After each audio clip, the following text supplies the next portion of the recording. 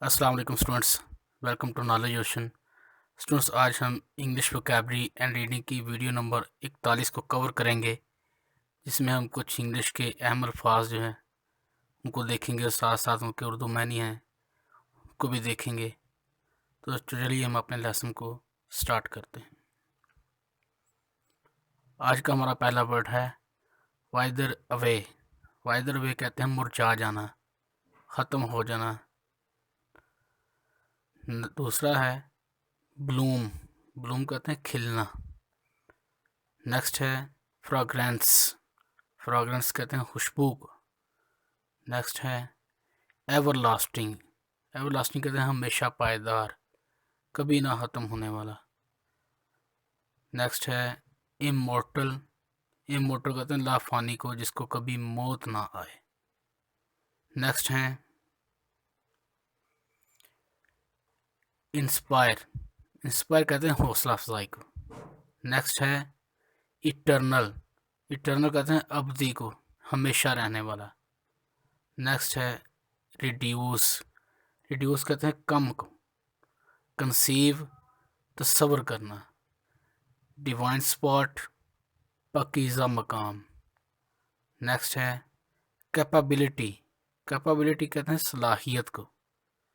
Next ہے purify. Purify کہتے ہیں پاک کرنا۔ نیکسٹ ہے سینسول پلیئر، یعنی کہ جنسی خوشی۔ نیکسٹ ہے پرسویٹ، یعنی کہ تلاش۔ ڈائٹی، دیوتا۔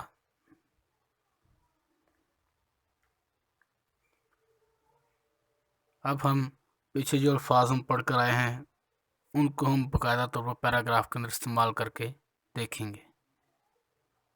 A flower may wither away۔ ایک جو پھول ہے وہ مرجھا سکتا ہے۔ Its bloom and fragrance، اس کا کھلنا اور اس کی خوشبو may finish، ختم ہو سکتی ہے۔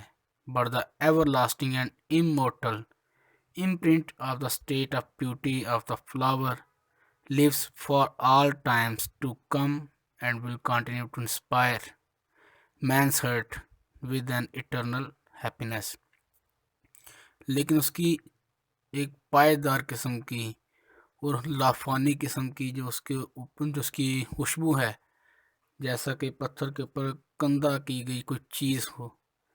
فلاور کی جو زندگی ہے وہ اس کا آنا اور اس کا باقاعدہ طور پر لوگوں کو اپنی طرف مائل کرنا، یعنی کہ حوصلہ افزائی کرنا، اور سیم اسی طرح سے ہے جیسے جو بیوٹی ہے وہ انسان کے دل کو ہمیشہ کی خوشیوں کی طرف قائل کرتی ہے، اس کی طرف حوصلہ افزائی کرتی ہے۔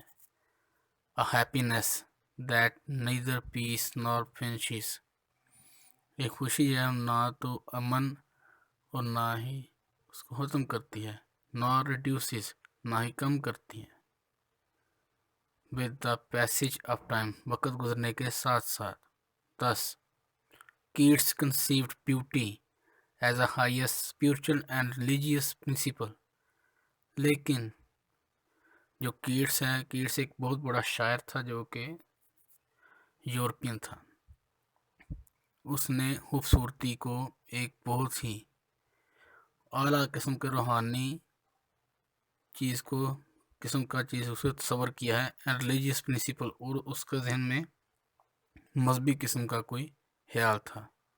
which could make man's life immortal on this plane، جو کہ انسان کے دل کو، انسان کی زندگی کو ایک لافانی بنا سکتا تھا۔ Keats found in beauty a divine spot۔ Keats نے خوبصورتی کے اندر ایک بہت ہی پاکیزہ مقام دریافت کیا، پاکیزہ مقام اسے ملا۔ A divine light، ایک روحانی، ایک پاکیزہ قسم کی روشنی۔ And a religious philosophy، اور ایک مذہبی قسم کی فلسفی، ایک فلسفہ مذہبی قسم کا۔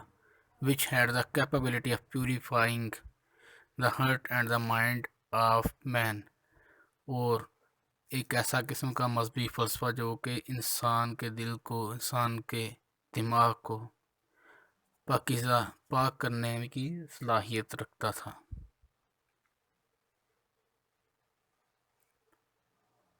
His idea of beauty was different from the idea of common man in the state. اس کے جو دماغ میں خوبصورتی کا ایک نظریہ تھا وہ عام آدمی میں کے دماغ میں جو خوبصورتی کا نظریہ ہوتا ہے اس سے مختلف تھا۔ For a common man, beauty is only an object of sensual pleasure and a pastime.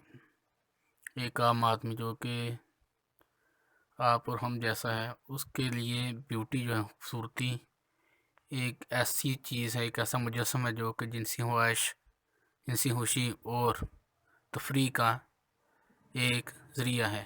Whereas for kids, beauty for a long life, pursuit, mission and the worship of deity. جبکہ کیڈس کے لیے خوبصورتی جو ہے وہ ایک لمبی زندگی کی تلاش جو کہ کبھی ختم نہ ہو، اور ایک ایسا مقصد اور دیوتاؤں کی عبادت کرنا تھا۔ یعنی کہ ان کے لیے جیسے کہ ہم اللہ تعالیٰ کی عبادت کرتے ہیں، وہ دیوتا کی عبادت کرتے تھے۔ تو اسٹوڈنٹس، یہیں تک تھا آج کا ہمارا لیکچر۔ میں امید کرتا ہوں کہ آپ کو اچھی طرح سے سمجھ آئی ہوگی۔ اگر آپ کو ہماری ویڈیو پسند آئے تو کائنڈلی ہمارے چینل کو سبسکرائب کر دیں، ویڈیو کو لائک کریں، شیئر کریں۔ آپ سے ملتی ہیں پھر کسی اگلی ویڈیو کے اندر، تب تک کے لیے اجازت دیجیے۔ اللہ حافظ۔